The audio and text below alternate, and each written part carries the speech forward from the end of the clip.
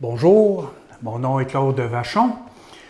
Aujourd'hui, je suis dans les Actes des Apôtres au chapitre 26. Alors, j'espère que vous avez votre Nouveau Testament et que vous allez prendre le temps de l'ouvrir et de pouvoir me suivre dans la parole de Dieu et de voir toutes ces choses, ces belles choses que nous sommes en train de découvrir. On est encore dans le voyage. Je l'appelle comme ça, là, de l'apôtre Paul qui a demandé d'être jugé devant César. Et l'establishment juif le persécute, le poursuivent partout où ce qu'il va. Et il cherche à le condamner. Et là, maintenant, Paul va se retrouver devant un roi juif qui s'appelle Agrippa. On a vu dans la dernière rencontre que Paul était devant Festus, qui lui est le gouverneur. Et Agrippa va faire un petit tour dans ce coin-là pour justement reconnaître Festus et de son ministère, de ce qu'il est en train d'accomplir dans cette région-là. Donc, Festus parle à Agrippa, puis là, il dit « J'ai un gars en prison, je ne sais pas quoi faire avec, je ne sais pas quoi écrire. » Il a demandé d'aller devant César.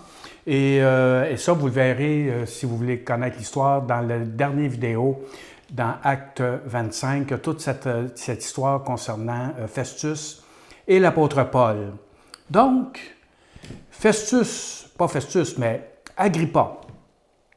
On peut même retourner, attendez un petit peu, je vais retourner dans le chapitre 25.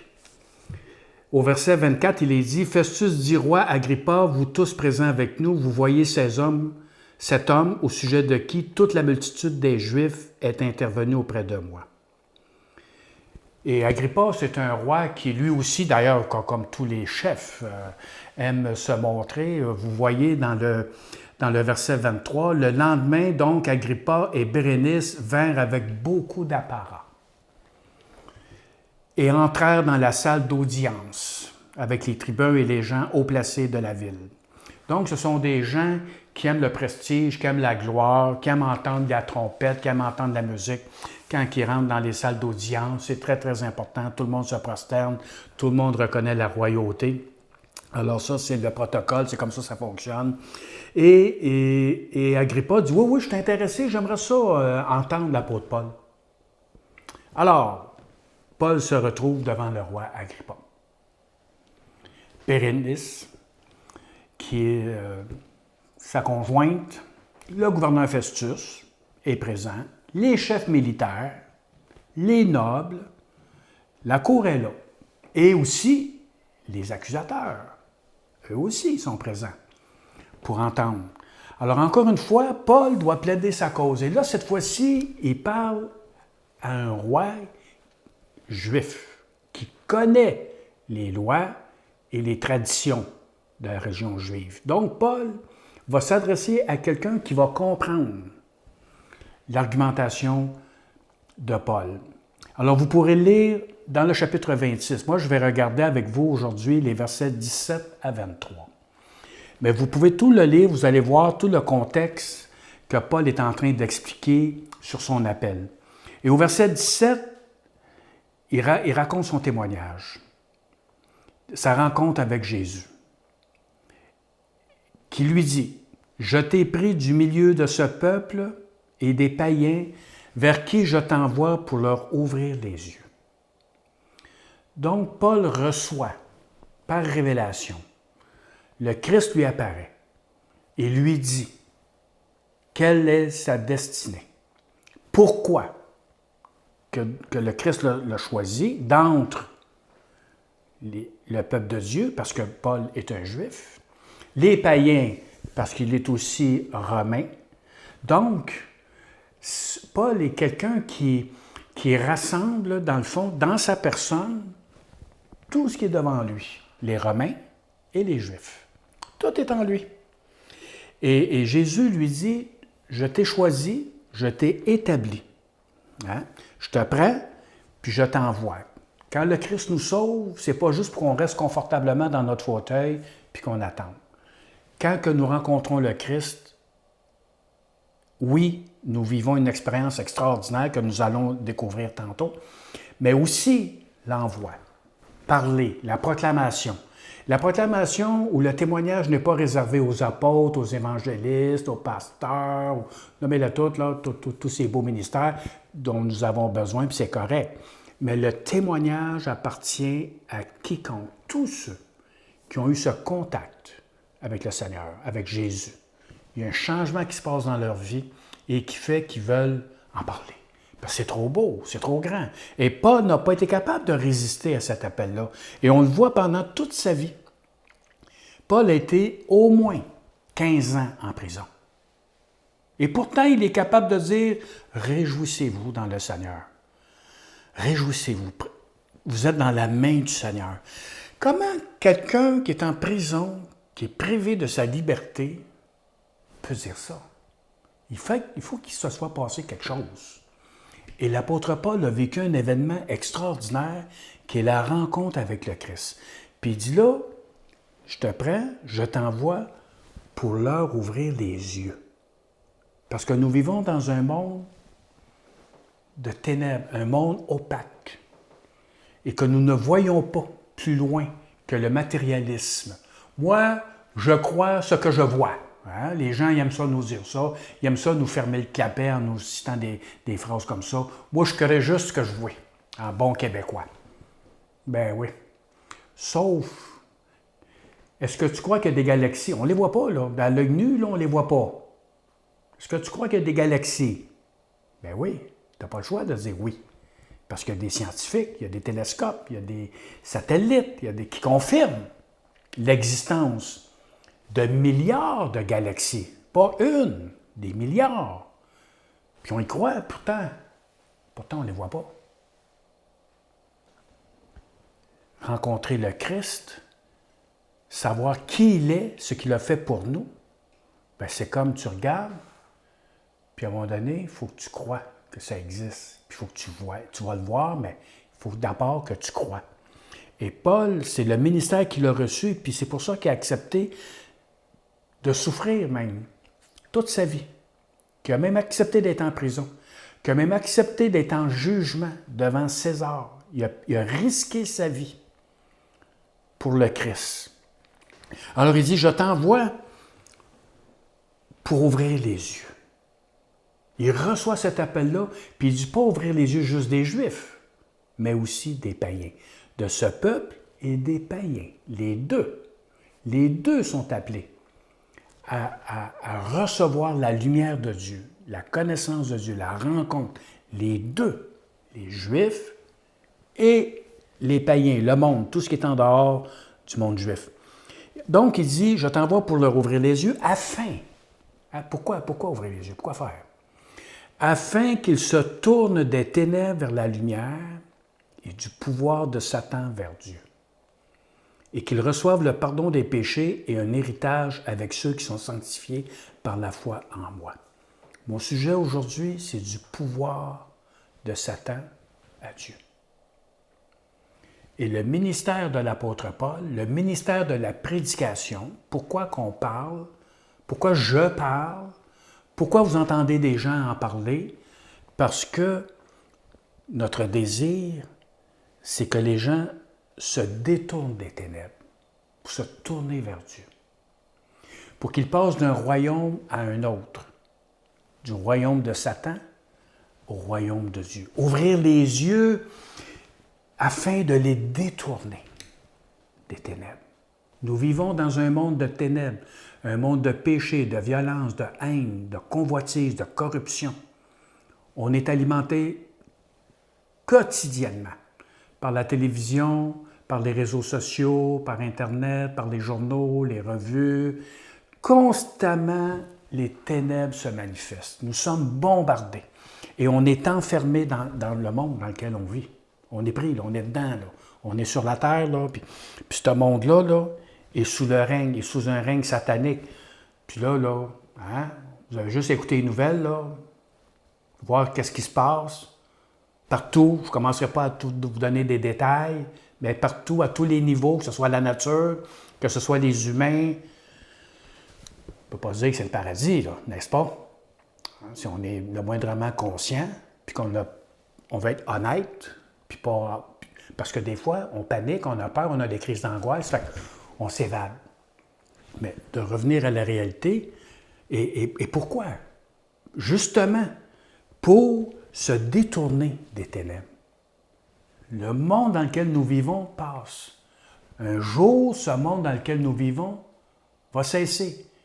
Un jour, ça va arrêter tout ça. Ce jour-là, on ne le connaît pas. On ne sait pas quand ça va arriver. Mais on sait que ça va arriver. C'est comme la mort, ça. Hein? On ne sait pas quand est-ce qu'on va partir. Mais on sait que ça va arriver. Alors, c'est la même chose pour la vie, pour le monde, dans ce que je vis. Donc, je dois passer du pouvoir de Satan vers Dieu. Le monde dans lequel nous vivons est soumis au prince des ténèbres. Il y en a un dernièrement, le prince des ténèbres, qui est mort, mais ce n'est pas lui, là. C'est pas de lui que je parle. Il y a celui qui est le souverain, le maître du monde, qui est obscur, qui est ténébreux, qui amène les gens constamment dans le chaos, qui les amène dans la violence, dans la haine, dans le racisme, dans la corruption, dans la destruction. Constamment. Il cherche constamment à attirer les gens dans la peur, dans l'angoisse, dans l'anxiété. Il cherche constamment à emmener les gens sous son pouvoir. Il va utiliser des humains qu'il va établir même pour dominer, pour écraser, pour détruire. Constamment, il est à l'œuvre, partout. On est tout le temps en train de surveiller, tout le temps sous nos gardes. On n'a pas le choix. C'est le monde dans lequel on vit. Et Paul, il dit, moi, je vous prêche l'Évangile parce que le monde est pris sous l'emprise du diable, de Satan, puis je veux les emmener dans un royaume que les humains ne voient pas, mais le royaume de Dieu. Et le Christ en est le Messie, l'envoyé. C'est lui qui est venu parmi nous pour nous ouvrir les yeux, nous guérir de notre cécité spirituelle, parce qu'on est mort au niveau spirituel. On ne voit pas Dieu. On ne voit pas l'œuvre de Dieu. On ne voit pas le Christ. On ne le reconnaît pas.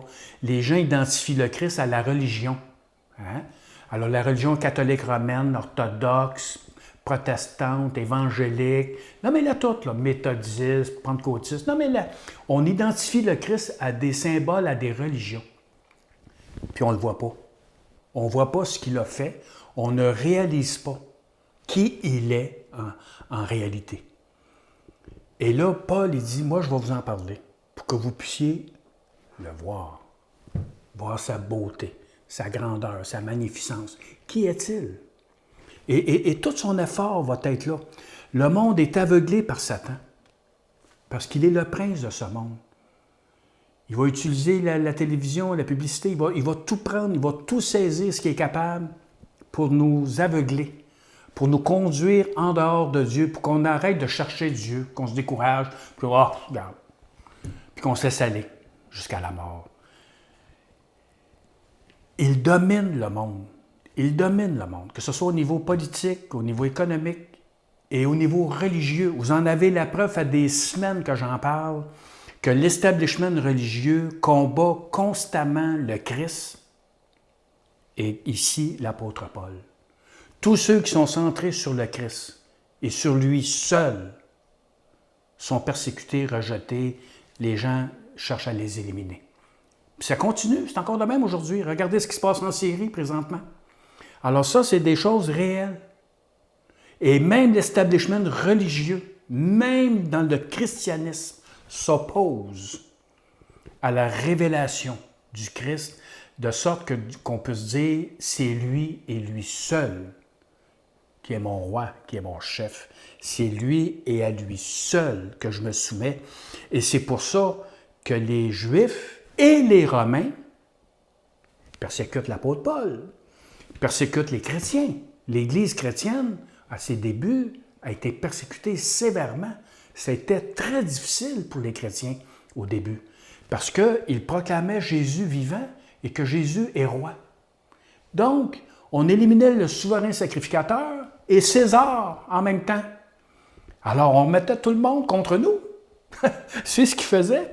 Et là, l'apôtre Paul est devenu un roi pécheur d'ailleurs. Agrippa, ça ne fait pas une vie morale fantastique. Là. Il comprend ce que Paul est en train de dire, là, lui. Là. Il sait là, où ce que Paul veut en venir. Puis Paul va essayer de le convaincre d'ailleurs. Donc, il dit, moi, je suis venu, là, Agrippa, là, mettez-vous à sa place. Là, Agrippa, c'est un roi qui vit dans le péché, dans la corruption, puis qui se fait dire que Juifs et païens doivent passer des ténèbres à la lumière. Il dit ça au roi Agrippa. Puis lui, il vient d'arriver dans la lumière. Hein? Quand il est rentré dans la salle d'audience, là, tous les spots ont allumé. Là.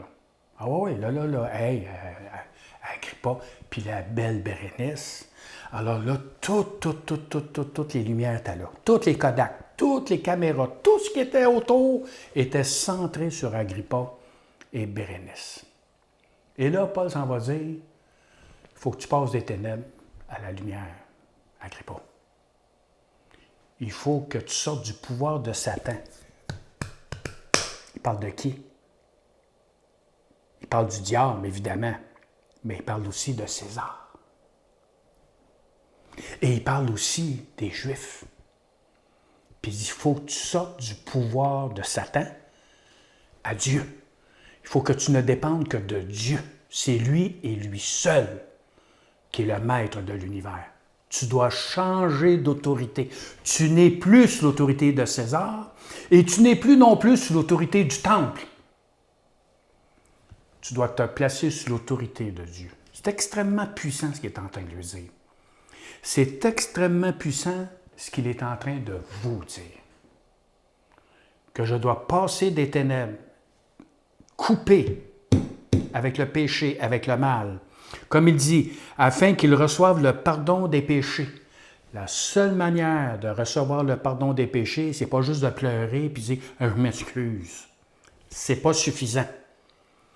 C'est que tu te détournes au moment où tu quittes les ténèbres. Ça veut dire que tu te détournes de ta vie, de corruption, de péché. Tu renonces au pouvoir humain. Tu renonces à ça, au contrôle. Je suis maître de moi-même. Je suis maître de ma vie. C'est pas vrai, ça. C'est pas vrai, c'est un mensonge. C'est une pensée positive. C'est quelque chose qu'on dit pour se ressaisir et essayer de fonctionner normalement, sortir de nos angoisses. Je suis maître, on se regarde dans le miroir, puis je suis beau, je suis fin, je suis fantastique. Hey, you! Tu quittes ce monde, donc rupture avec le passé, de ce que j'ai appris, je me tourne vers Dieu. Et au moment où je fais ça, je reçois le pardon de mes péchés. Le Christ me pardonne totalement, complètement. Il ne garde même pas de souvenirs. Il n'y a même pas un petit cahier là, qui va ouvrir là, quand on va se rencontrer. Là. Tu sais, là, Claude, là, en 1900, non, c'est tout fini, ça. C'est tout effacé. Pourquoi? Parce que j'ai quitté le monde de ténèbres. J'ai quitté le royaume de Satan, le monde de corruption et de violence, pour me tourner vers Dieu. C'est ça, l'Évangile. C'est ça, naître de nouveau. Si le transfert n'est pas fait, tu n'es pas né de nouveau, même si tu dis que tu l'es. Même si tu as senti une émotion dans une rencontre spéciale. Ça ne veut rien dire, ça. Il faut qu'il y ait quelque chose qui se passe, que j'en suis conscient. Et là, je me tourne. Et qu'est-ce qui arrive? Mes yeux s'ouvrent. Wow! Là, je viens de comprendre. Qu'est-ce que Jésus est venu faire pour moi? Qui il est, qu'il est venu me guérir, qu'il est venu me pardonner de toutes mes fautes, de mes folies, de mes crimes, peu importe c'est quoi. Le Christ, il m'a totalement, complètement pardonné. Il a tout pris sur lui à la croix. Il a versé son sang. Il s'est donné pour moi. Mes yeux s'ouvrent. Oh, je découvre qui il est et ce qu'il a fait pour moi. Donc, je ne suis plus maintenant sous l'autorité du diable, du monde qui périt. Je n'ai plus à me soumettre. On ne devient pas des révoltés puis des anarchistes, là. Mais je n'ai plus à me soumettre à la corruption et à ce monde qui périt. Maintenant, je suis tourné vers Dieu. Je reçois la lumière de Dieu et Dieu va changer ma vie, il va me transformer. Il va me guérir. Et en recevant le pardon de Dieu, c'est extraordinaire. Je sors de ma culpabilité que je traîne depuis peut-être mon enfance. Puis que j'essaie d'oublier. Et là, ça s'en va. Parce qu'il dit, là, qu'ils reçoivent le pardon des péchés. Alors, en ouvrant les yeux, on voit un nouveau chemin, une nouvelle route qui s'ouvre. Je vivais de cette manière-là, maintenant je vis de cette manière-là. Je vis à la manière de l'Évangile. C'est pour ça que je vous dis qu'il faut que vous ayez votre Nouveau Testament. Lisez, relisez, méditez, réfléchissez. Demandez au Seigneur de vous aider et surtout de le mettre en pratique, de le suivre, d'entrer dans le chemin. Et là, vous entrez. Et tout change, tout change. Il nous appelle à changer de direction. Il nous appelle à se détourner du mal, de me détourner de Satan puis de son monde, qui m'offre des mensonges, hein, un faux bonheur, qu'on essaye de me rendre heureux par une voiture, par une maison, par une femme, par toutes sortes de choses, des voyages. Puis on voit des gens heureux, hein, même au casino, on voit des gens heureux. Ben non, c'est pas vrai ça, c'est pas vrai. Je change de route. Je me détourne du mal. On appelle ça la conversion. C'est pas juste je reçois le petit Jésus dans mon cœur. Je me tourne vers le Seigneur, vers le grand Dieu, vers le roi, vers celui qui brille, celui qui règne et qui régnera éternellement. Puis son règne s'en vient, là.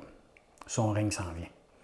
Alors moi j'ai hâte, ça va être extraordinaire. Alors par la foi en Dieu, nous recevons le pardon de nos péchés et la vie éternelle.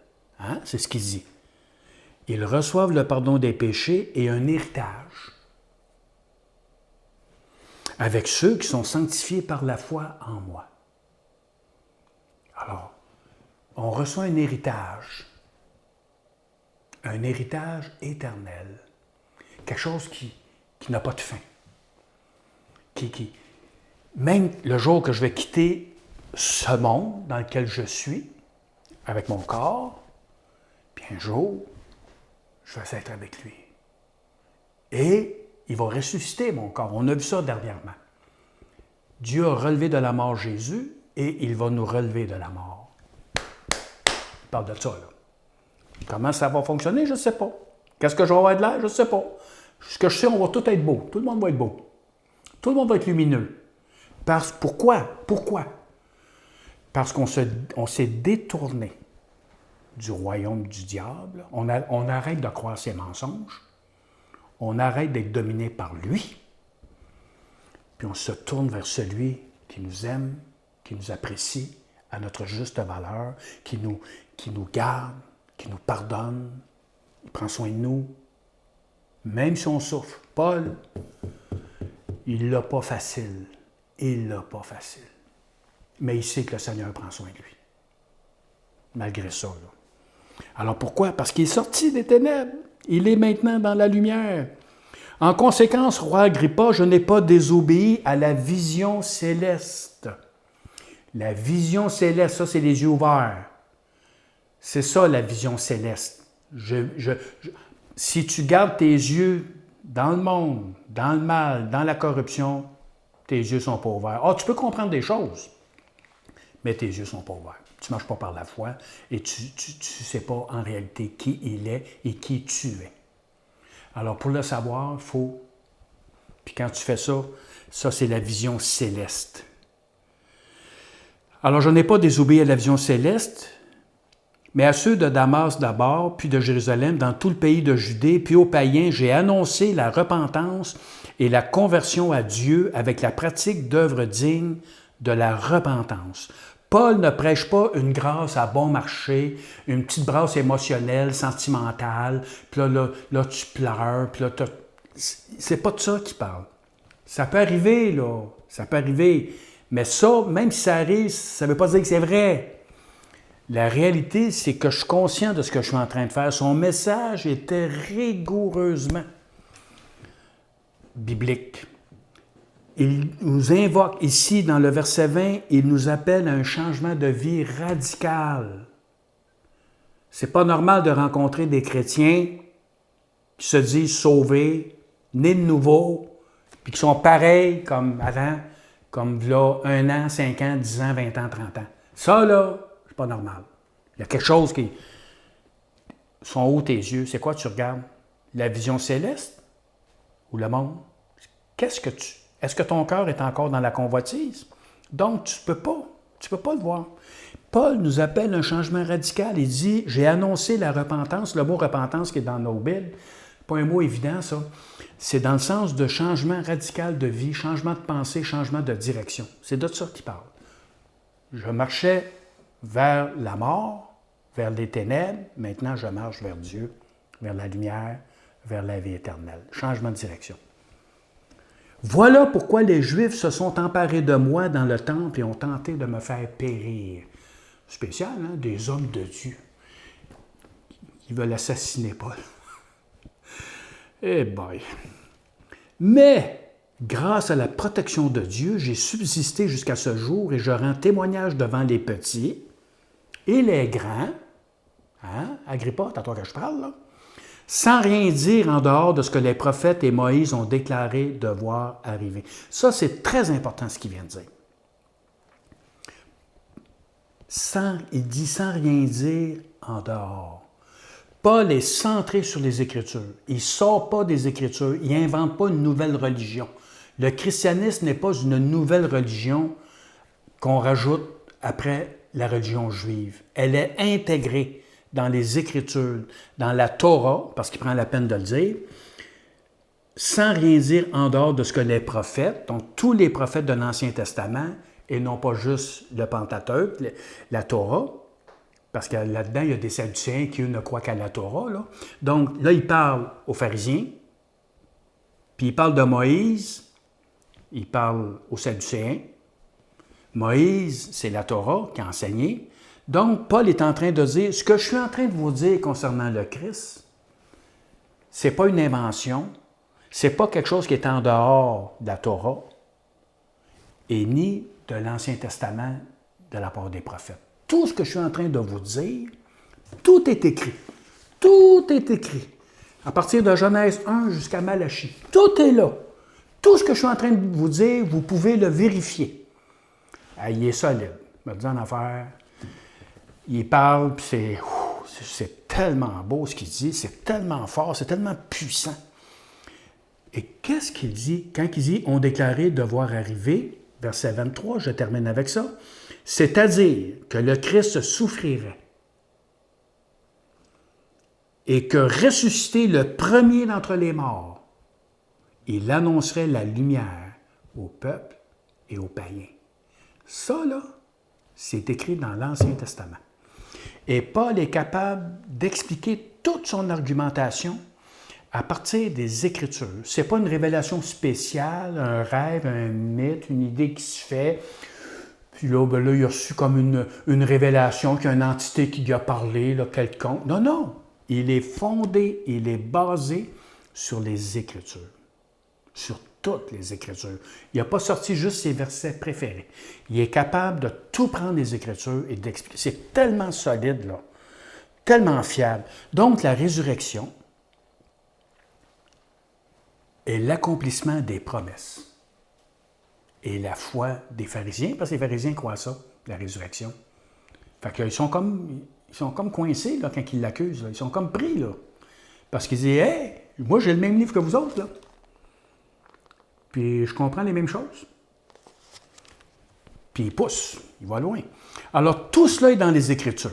Jésus, je vais terminer avec ça, Jésus est la seule lumière de toute l'humanité, de tout l'univers dans lequel nous sommes. Il est le seul qui a le pouvoir de nous transporter des ténèbres à la lumière. Le voulez-vous maintenant? Chrétien ou pas? Voulez-vous passer de votre vie de misère, de péché, de corruption, de l'esclavage, des liens? Voulez-vous passer de là à la lumière? Bien, faites-le pendant que je vous le dis, pendant que je suis en train de vous l'imager. Faites-le dans votre tête, faites-le dans votre cœur, faites le move, hein? Bougez dans votre tête, puis dites oui, je quitte maintenant les ténèbres, je détourne mes yeux de ce monde qui est perdu et je me tourne vers la lumière qui est le Christ. Le Christ va vous éclairer par sa présence, mais aussi par sa parole. C'est pour ça qu'il faut lire le Nouveau Testament, puis lire les Évangiles, parce que c'est ça qui va vous éclairer. qui va vous libérer. Donc, le Christ, il est le seul qui vient me chercher des ténèbres, puis il dit, viens vers moi, viens dans la lumière. Il est le seul qui me délivre du pouvoir de Satan à Dieu. Il n'y en a pas d'autre. Aucune philosophie, aucune religion, aucune méditation. Personne. C'est Jésus qui est ressuscité, qui est vivant. Et lui. Alors, si vous le faites maintenant, le Seigneur vous sauve, il vous pardonne. Vous recevez l'abondance de l'Esprit Saint. Ça se fait, là. Tout est par la foi. Je quitte ce monde, puis je me tourne vers lui. Même si vous êtes découragé, même si vous êtes lié, même si vous vous demandez, ben oui, ça va marcher. Parce que ça marche par la foi. Je te fais confiance, je me tourne vers toi. Tu es venu me sortir des ténèbres. J'étais dans les ténèbres, j'étais dans le péché. Je reconnais mon état. Je reconnais que j'ai besoin de toi, que j'ai besoin de ta grâce, que j'ai besoin de ton pardon. Même si je suis un chrétien, là, qui est à terre, qui a la face à terre, je réalise que j'ai besoin de toi maintenant, Seigneur, et que je me détourne. Je m'en détourne. Je pose le geste. Je crée une rupture. S'il faut que je coupe des affaires, il a dit, coupe ta main, arrache ton œil s'il le faut, fais-le. Pas littéralement, là. On ne monte pas au ciel en morceaux, en pièces détachées, là. Alors, vous comprenez dans le sens que je veux le dire, faites-le. Puis vous allez passer des ténèbres à la lumière. Vous allez passer de Satan à Dieu. Et au lieu d'être sous le règne de la peur, de l'anxiété, vous allez être sous le règne de la grâce, du pardon, de l'amour et de la miséricorde. C'est fantastique. Je suis passé du pouvoir de Satan, dans lequel j'étais esclave, au pouvoir de Dieu, qui m'a libéré. Je sais de quoi je vous parle. Puis l'apôtre Paul, c'est de quoi qu'il parle. Que vous soyez bénis, que vous puissiez vivre cette expérience merveilleuse de passer de ce monde à celui de Dieu. Merci de votre écoute. À bientôt. Vous pouvez nous suivre sur l'essentiel avec un C.ca. Au revoir.